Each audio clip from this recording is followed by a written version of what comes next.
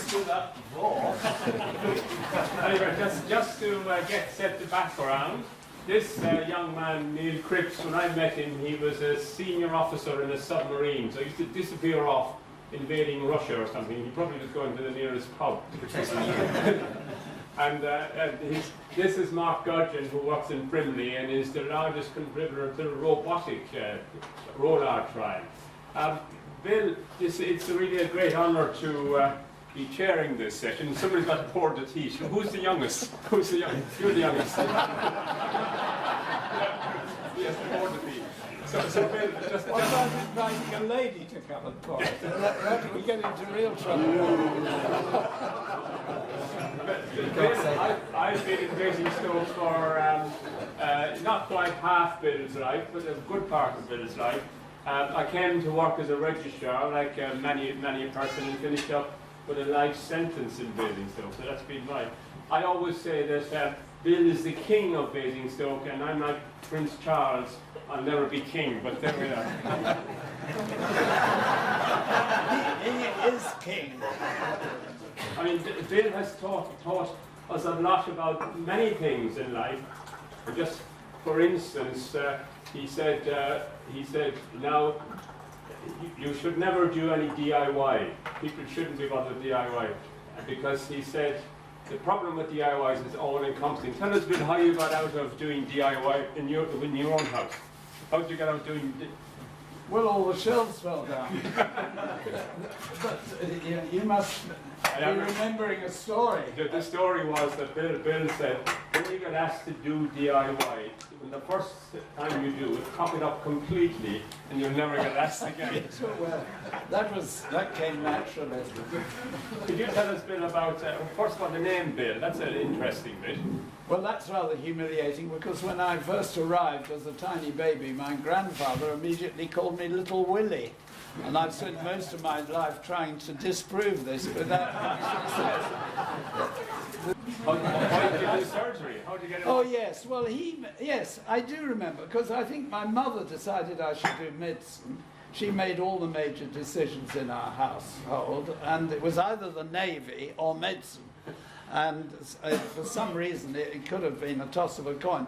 But I remember Butch, who was Kirkham, he's the sort of last representative of the really terrifying consultants that, it's Sir Lancelot Spratt in the Doctor in the House thing. But he said, there's no doubt surgeons are the people that make the most difference. And I was quite attracted. I was thinking of doing various things, ophthalmology and so on. But I think that's why I did surgery. I can remember it taking root. We are the people who make the most difference to the patients.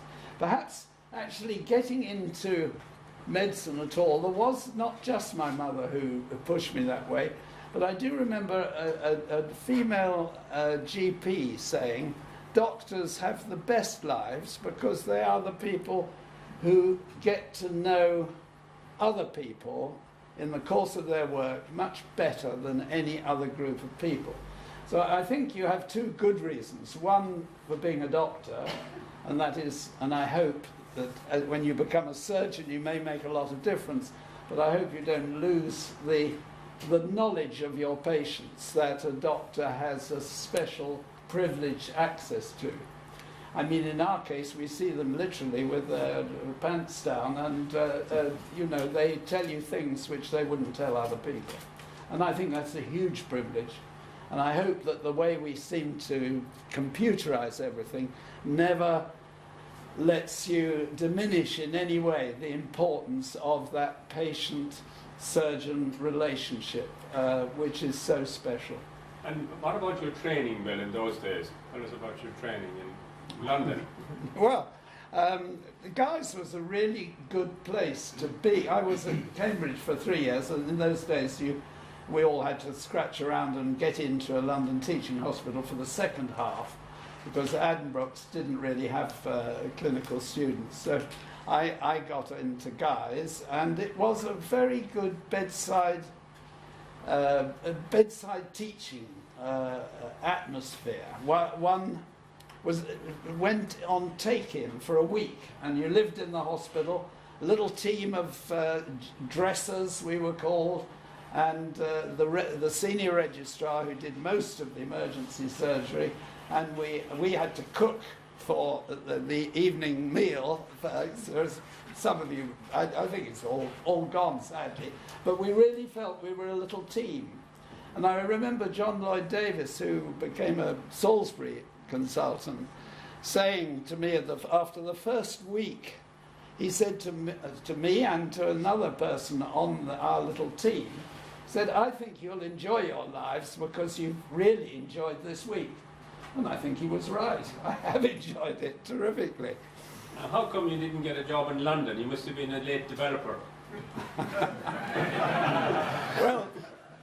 Well, I'll tell you a little story about that. There was another chap called Nick Barwell, and he and I, there were all sorts of reasons really, but one of them probably was I got into terrible trouble at Guy's because we decided at one point that we weren't getting enough surgery, and I always wanted to do more operations. So Nick Barwell and I thought, well, between us we might apply for a locum consultant job at Poplar Hospital, which was just across the River Thames. And between us we worked out that they were not working as hard enough at Guy's, so we could actually do operating lists in Poplar and draw a consultant's salary. And split it between the two of us. So I did get into a little bit of trouble there. and you've never heard that story before. Well, I knew there was guys were so embarrassed about it to think that we could manage to hold down this consultant job across the river. We went through the Rotherhithe Tunnel, incidentally, to get across to Poplar. And between us, we did the on-calls and things. Anyway, we made the front page in fact, the cover of that Medical Defence Union comic, because the Medical Defence Union, I knew John Wall in the Medical Defence Union, he was a Guy's chap, and the point was Guy's didn't mind paying us, but Poplar, on discovering we were already employed, decided they didn't want to pay us. And the Medical Defence Union, bless them, took it up on our behalf. And we were the most popular rag in that comic that year, you know, the Medical Defence Union, because we got the money from Poplar. And then we got consultant jobs as far away from London as it, Nick, they sent even further away. He went down to Treliske in Cornwall, and I went to Basingstoke, which wasn't yet really completely built anyway. So they got rid of us anyway. But and in your early days, Bill, you worked in projectionists, isn't that right? I was a cinema operator.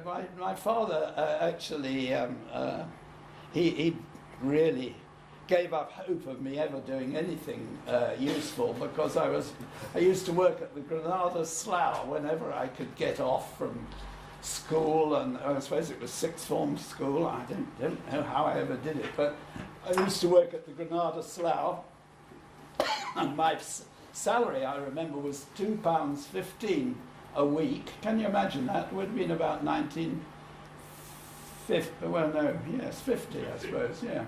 But actually, I loved everything to do with the cinema. The business of changing the reels or the little dots in the top right-hand corner, none of you. It doesn't happen anymore, but we used to have to go from one reel to the other, the 35mm reels. You know, a feature film was about 10 of these great big heavy reels, and we went from one to the other. And we also had the first 3D. The Phantom of the Rue Morgue was the first I remember, and we had to dish out spectacles, and we, you know, left eye on the left projector, and so on.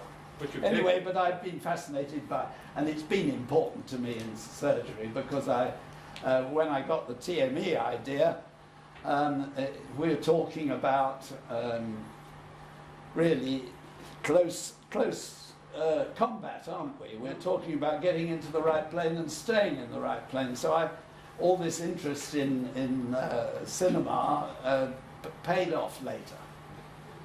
Neil, do you want to take over and ask a... Yeah, I was thinking that a minute ago that the first time I ever clapped eyes on you, Bill, was about 1984, and there was a room such as this, filled with registrars on the Wessex Fellowship course, and you strode in a white coat and scrubs bearing some poor soul's rectum and, aloft, and telling us all about how you often spilled a bit of blood, but you were curing the cancers.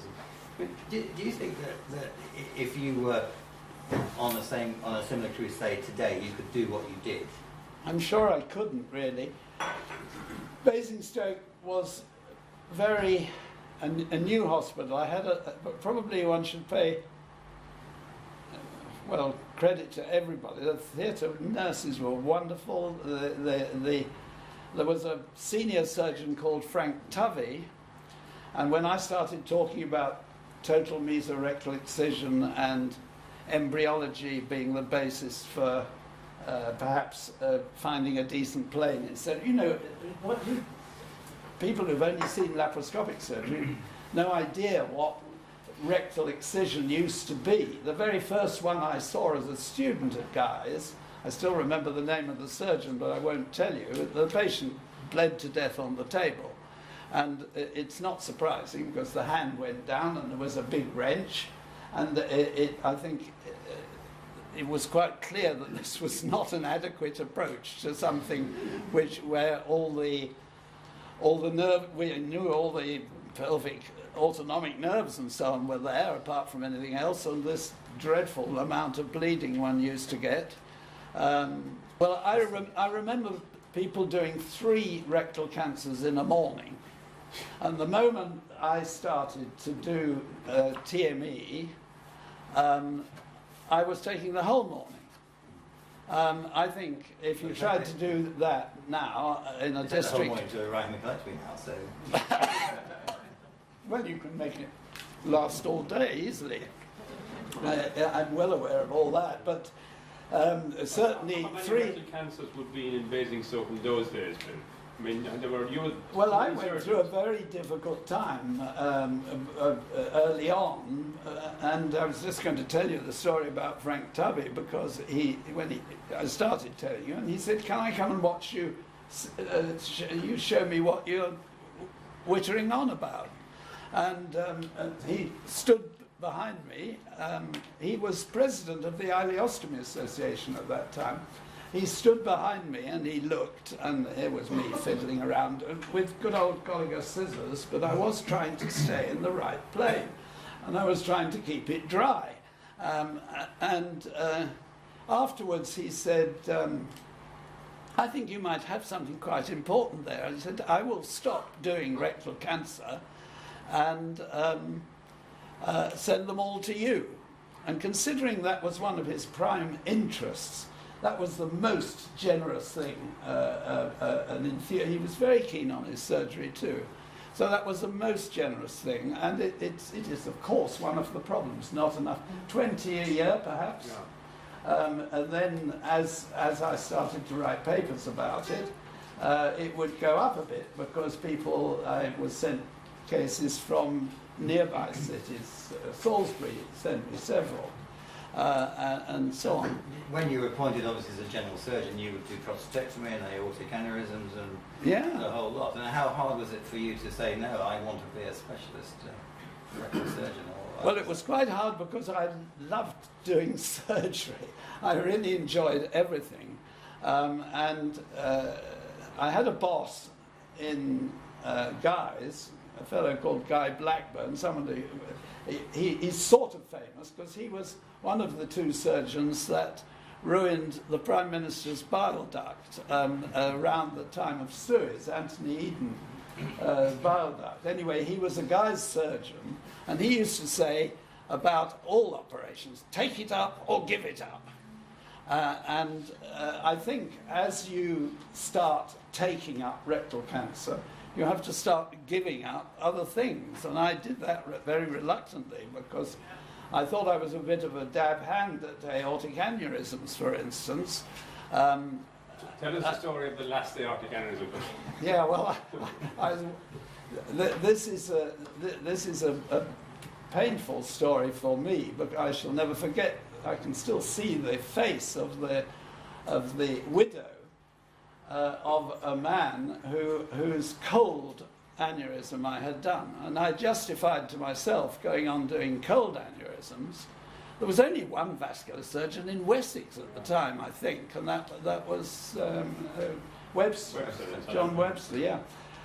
Anyway, I had justified to myself, if I've got to do the ruptured ones, we're talking about the 70s, I suppose. If I've got to do the ruptured ones, I better keep in touch with the aneurysm business and do some cold ones. So this man I did a cold aneurysm on, and he died. And I did what I think all of you must always do, which is go and talk to the widow. And she was a very nice lady. As I say, I can still see her face. And she asked me a question which I shall never forget, which was, do you please forgive me, she said, asking this question, Mr. Heald, but do you think you were the right person to have done the operation on my husband? And I think I went very pale and thought hard and gulped, and I still remember exactly what I said, which was, ever since your husband died, I've been asking myself the same question. And there is no doubt that we should increasingly be specializing where there are differences in outcomes. And she was very sweet about it, and she said, thank you for being honest with me, and thank you for trying for my husband. And that left me, well, I've never forgotten it. You've heard the story before, of course. It's that, I mean, it's one of the great things, we have to. And one of the problems nowadays, people want to do everything. We still don't say rectal cancer we've got. Mark, over to you. How should we do rectal cancer? That's Bill. Mark is a great robotic fan, as you know. A great robotic fan. Yes, I that's am getting too, onto gadgets. So, Bill, how should we be doing the rectal cancers? Well, I believe that I think the least important thing is which tools you use, and the most important thing is the passion of the surgeon for doing beautiful surgery in the pelvis, and that embrace, because now the big challenge is to reduce the damage to autonomic nerves and to get better function, and so precision. My new dream, if you like, my secret weapon, and you'll see him operate if you come with the section to probably, I can't absolutely promise, you'll see either Nuno, who's coming here on the April meeting, but you may also see Amjad Parvez, who is my secret weapon that I introduced into Lisbon, and he achieves quite often what I call the white pelvis. Now, the white pelvis with a robot, and I expect you do now too. You've shown me beautiful, beautiful. I haven't seen one of yours in the last couple of years, but the white pelvis, if you like, well, a recent one, we had less than 20 ml, in fact, unmeasurable blood loss from an anterior resection in a man, quite a big man, and a perfectly white pelvis. I showed a video of it, actually, a bit of video of it in Sao Paulo a couple of weeks ago, and somebody in the audience said, is it a surgery on a cadaver? And so the answer is that, it's the precision that it's done in. I think you could do the same open, you could do the same, and of course we know. But I think the real reason why I end up voting for the robot when forced to vote, I think the surgeon is the most important, and the passion of the surgeon for the anatomical perfection is my short answer. Well, I'd like to be a conscientious objector. This hand is better than any Da Vinci. I'm sorry, I have to. But the Da Vinci I doesn't do remember it alone. Dixon Wright coming to Cambridge and saying that finger is worth £20,000 a year to me. But that was you multiply by about 100, I should think. It's the affordability of the robot, Bill, isn't it? You know, It's too expensive, and ridiculously it's a expensive. gadget. Mark, do you want to? Well, it is too expensive, but hopefully it's going to change because we've got new systems coming in and things progress. Laparoscopic surgery was too expensive. Many things are too expensive, and those things change. But I think that's not a reason to abandon it. I don't think at this stage. I have a special reason to throw in. I'm not sorry, don't mean to interrupt. I'm delighted to be interrupted by they're all my registrars once upon a time. They're all threatening to retire too. No, I always said, Bill, that you would never retire until soon after I do. Bill said Bill is never going to retire until I retire, and then soon after me. Bill, you were a very inclusive boss. You involved us all, and I think probably saved me from orthopaedic surgery at one point by the inspiration that you provided. And you involved us in your social life. And I can remember one day you came and invited me and said, "Dick, what are you doing at the weekend? Would you like to come sailing?" And we had a wonderful weekend on the boat, and it was a good time when we could actually get down and we could actually talk to you when you weren't flying off somewhere round and about. And you said on the boat once about I think you were in your about 50s and you were going for the college, and you said, "Don't let me get like one of those old farts in the college. I'm going to go and replace them." I'm not for a minute suggesting. But I'm wearing a college tie. But perhaps you could just tell us a little bit about your early days at the college when you were one of the young guns trying to sort them all out. Well, I was once the youngest person on council, I remember, and the reason I got there was Lynn Lockhart Mummery, and that's a long story, but he came to Basingstoke after he'd retired, and I had to look after, sadly, his death indirectly, and he said, "You've got to apply for council, promise me." So I did promise him, so I did apply for council. To my surprise, I suppose because I'd whittled on about TME a bit, I got on council. And what I think about the college, and I still think this for all of you, if it hasn't, by its most recent decision, to knock itself down and recreate itself, which may put it into debt, it has really a huge heritage, which is democratic. You can vote for people, they can get keen to get on council. Unfortunately, it lost its connection with all the people out there, all of us, the district hospital surgeons and so on. And there were too many people who thought, like I remember Lady Smith saying that the college is like a ship of state. It's bigger than all the people in it. I have exactly the reverse view about it. I think it is as big as all the people who use it to teach and maybe push things forward. I think I was not very good on with the committee work and so on. I was really happier in the operating theatre, and you did make a bar in the I college. did skip the outpatient sometimes. Well, you did make it to vice president as well, so it's... Yes, I did make it to vice president, that's right. Can I just then tell you, Bill had the best method of doing an outpatient was you tell everybody you're not coming to the outpatients, and then you turn up and ring for a few nice people to come and see you. So I learned very early on that actually you should pretend you're away and then ring a few patients to turn up. I was blessed with a lovely lady called Margaret Farquharson, who used to do my Thursday outpatients, which was council day, throughout the 12 years on. We used to do 12 years on council. But I would say that you still have a huge heritage there, and when they've rebuilt the place, and we used to have a network of regional advisors and so on, which was gradually eased sideways by the deaneries. But it's still there for you to do something with, and it does have millions of pounds of assets, and we are the only group of surgeons in Britain. The Irish College is much the most fun to go to.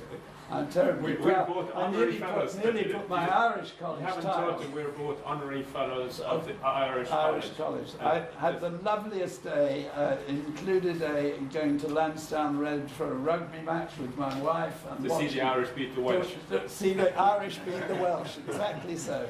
Followed by wonderful Irish exaggerations about how useful my career had been. Tell us about how you think about what should manage, how managers should manage doctors, or should doctors manage managers?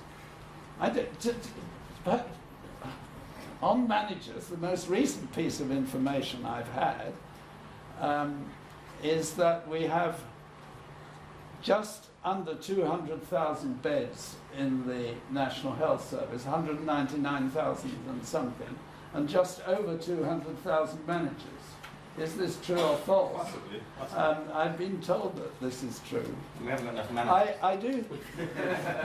I feel very passionately that it is the worst thing that the takeover of power by management as a sort of government-controlled group of people thinking differently from those who see patients and look after patients, nurses, all the caring professions, if you like.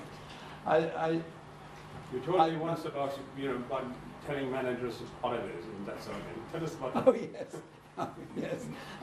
That was John Trapnell. I don't know if any of you ever heard of John Trapnell. No, yeah. To me, he was a very highly respected man, about 20 years older than I was. And when I became a consultant, he said, "I'll give you one piece of advice: never discuss your holidays with a manager, and it'll show you how things have changed." But we did look after the patients, you see. We never went away without arranging for someone else to cover our patients, and it had to be a give and take. There were only 4 general surgeons in Basingstoke, and there are now about, how many now? I don't know. I got it there. We should mention Bill's delightful wife Bounce, who employs half of North Hampshire, because Bill isn't able to do any gardening or anything like that, and his 3 daughters. And your tennis career, Bill. You remember the famous tennis match we took on the Gudgeon? We're an unbeaten doubles pair, aren't we? But tell it, some of you may or may not know that Bill, you used to be in the players' box in Wimbledon. Well, that's because my middle daughter, Lucy, married Tim Henman, and he's a lovely man, and he's been a wonderful member of the family. I'm very lucky to have 3 daughters. Each of them has 3 children, so I have 9 grandchildren. Eldest about 15, the youngest 4 now, I think, 3. And how many girls? 6 to 3. 6-3. 6 to 3. So I don't mind that women are going to take over the world. I'm very happy with that. Because my daughters, in fact, my youngest daughter is a doctor, and I remember her saying to me, "I'm thinking of not doing surgery, Dad. I thought I might do A&E." And I thought to myself, well, that's quite a good decision because you're a woman, but I daren't say that.